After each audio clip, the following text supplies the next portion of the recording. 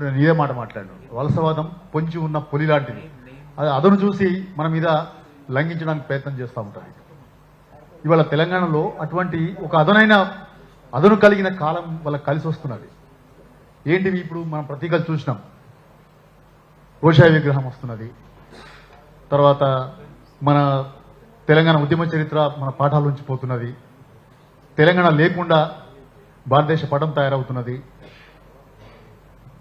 తర్వాత తెలంగాణతో సంప్రదింపులు లేకుండానే గోదావరి జిల్లాలు తరలించుకోపోతున్నారు. ఇటువంటి చాలా ప్రతీకలు మనం చూస్తూ వస్తున్నాం. ఎక్కడిది ధైర్యం ఎక్కడికల్లా వచ్చిందనంటే వలసవాదానికి ఒక అనుకూలమైన కాలం తెలంగాణలో ఏర్పడింది. నేను ఇంతకుముందు కూడా వ్యాసాలు రాసినప్పుడు ఈ దళారి వర్గం, ఈ వలసవాదానికి దళారి వర్గంగా పనిచేసిన వాళ్ళు ఇంకా నిద్రావస్థలో ఉన్నారు. వాళ్ళు పూర్తిగా నశించిపోలే, ఓడిపోయారు కావచ్చు, కానీ ఇంకా వాళ్ళు నిద్రావస్థలో ఉన్నారు. వాళ్ళు ఇంకా బతికున్నారు తెలంగాణలో. అది ఎప్పటికైనా ఈ దళారి వర్గం లేస్తుంది. వాళ్ళకి ఆ అదునైన కాలం వచ్చినప్పుడు తప్పకుండా ఈ దళారి వర్గం లేస్తుంది. మళ్ళా ఇంతకుముందు చెప్పినట్టు మన రాజకీయ అస్తిత్వం మీద, మన సాంస్కృతిక అస్తిత్వం మీద దాడులు చేసే ఒక ప్రయత్నం చేస్తుంది. ఇవాళ తెలంగాణలో ఆ వలసవాదుల దళారి వర్గం మళ్ళా అధికారంలోకి వచ్చింది. తెలంగాణ ప్రభుత్వం 10 ఏళ్ల పాటు ఈ తెలంగాణని పరిపాలించిన తర్వాత కొత్త ప్రభుత్వం వచ్చింది. అది నేను తెలంగాణ ప్రభుత్వం అనుకోవడం లేదు. ఎందుకంటే జై తెలంగాణ అనే ప్రభుత్వం తెలంగాణ ప్రభుత్వం ఎట్లయితుంది? జై తెలంగాణ అనే ప్రభుత్వం తెలంగాణ ప్రభుత్వం కాజాలదు. కాబట్టి ఇవాళ తెలంగాణలో తెలంగాణ ప్రభుత్వం లేదు. తెలంగాణలో వలసవాదుల దళారి ప్రభుత్వం ఉన్నది.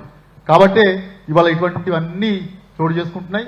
మన మీద రాజకీయ అస్తిత్వం మీద దాడి జరుగుతున్నది, మన సాంస్కృతిక అస్తిత్వం మీద దాడి జరుగుతున్నది, మన నీళ్ల మీద దాడి జరుగుతున్నది, మన భూమి మీద దాడి జరుగుతున్నది. ఇంతకుముందు జస్వంత్ టూడు గారిది చెప్పాడు ఆయన. అది నిజంగా వలసవాదం స్వభావం. అది మనం అప్రమత్తంగా లేకపోతే మన భూమిని లాగేసుకుంటుంది. మన భూమి అంటే మన అధికారం. భూమి అంటే అధికారం కదా, నీళ్ళు అంటే అధికారం, ఉద్యోగాలు అంటే అధికారం. కాబట్టి వాళ్ళు అన్నిటి మీద దాడి జరుగుతున్నప్పుడు అధికారం కూడా జారిపోయే ప్రమాదం సంభవిస్తుంది.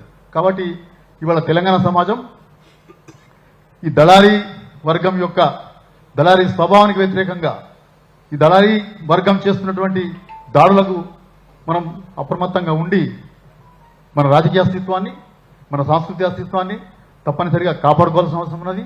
దళారీ వర్గం పట్ల చాలా అప్రమత్తంగా ఉండాలి. అప్రమత్తంగా లేకపోతే అది మనం అణిచివేసేస్తుంది. మనం మళ్ళీ బానిస బతుకుల్లోకి పోవాల్సిన ఒక పరిస్థితి ఏర్పడుతుందని చెప్తూ ఈ అవకాశం ఇచ్చినందుకు మీ అందరికీ ధన్యవాదాలు తెలియజేస్తాను.